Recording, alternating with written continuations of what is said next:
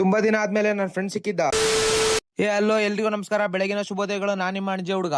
ಹಂಗಿದ್ದವನು ಪಟ್ಟಣ ಅಂಗಡಿ ಆಗ್ಬಿಟ್ಟು ನಾನ್ ಸೀದಾ ಅಡಿಗೆ ಮನೆಗ್ ಬಂದೆ ಟೀ ಮಾಡ್ಕೊಂಡ್ ಕುಡಿಯೋಣ ಅಂತಂದು. ಇಂತೂ ಟೀ ರೆಡಿ ಮಾಡ್ಕೊಂಡು ಕುಡಿತಾ ಹಂಗೆ ಏನೋ ಯೋಚನೆ ಮಾಡ್ತಾ ಕುತ್ಕೊಂಡಿದ್ದೆ. ಇವನಿಗೇನ್ ಚಿಂತೆ ಅಂತೀರಾ? ಚಿಂತೆ ಏನಿಲ್ಲ ಗುರು, ತುಂಬಾ ಕಷ್ಟಪಟ್ಟು ವಿಡಿಯೋ ಮಾಡ್ತೀವಿ, ಆದ್ರೂ ಯಾರು ಫಾಲೋ ಮಾಡಲ್ಲ, ಅದೇ ಚಿಂತೆ. ಹಂಗೆ ಯೋಚನೆ ಮಾಡ್ತಾ ಕೂತಿದ್ದಾಗ ನಮ್ಮ ಅಮ್ಮ ಕಾಲ್ ಮಾಡ್ಬಿಟ್ಟು ಹೋಟೆಲ್ ಅಲ್ಲಿ ಪೇಪರ್ ಇಲ್ಲ, ಪೇಪರ್ ಕಟ್ ಮಾಡು ಅಂತ. ಕೆಲ್ಸ ಮುಗಿಸ್ಬಿಟ್ಟು ನಾನ್ ಸೀದಾ ಗಾಡಿ ಎತ್ಕೊಂಡು ಸೀದಾ ನಮ್ಮ ಹೋಟ್ಲಿಗೆ ಹೋದೆ. ಅಲ್ಲಿಂದ ನಾನ್ ಸೀದಾ ಮನೆಗ್ ಬಂದ್ಬಿಟ್ಟು ಮನೆಯಿಂದ ಮತ್ತೆ ನಾನ್ ಕೆಳಕ್ ಹೋದೆ. ಯಾಕಂದ್ರೆ ತುಂಬಾ ದಿನ ಆದ್ಮೇಲೆ ನನ್ ಫ್ರೆಂಡ್ ಬಂದಿದ್ದ ಅಂತ ಅವ್ನ್ ಕರ್ಕೊಂಡು ಹಂಗೆ ನಮ್ಮೂರ್ ಸಂತೆಯಲ್ಲಿ ಒಂದ್ ರೌಂಡ್ ಹಾಕೊಂಡು ಹೋದ್ವಿ. ಹಂಗೆ ಹೋಗ್ತಿರ್ಬೇಕಾದ್ರೆ ಮುಂದೆ ಒಂದ್ ದೇವಸ್ಥಾನ ಕಾಣ್ತು. ಅದ್ ಯಾವ ದೇವಸ್ಥಾನ ಅಂತ ತೋರಿಸ್ತೀನಿ, ಗೊತ್ತಾದ್ರೆ ನೀವೇ ನೋಡಿ ಕಮೆಂಟ್ ಮಾಡಿ.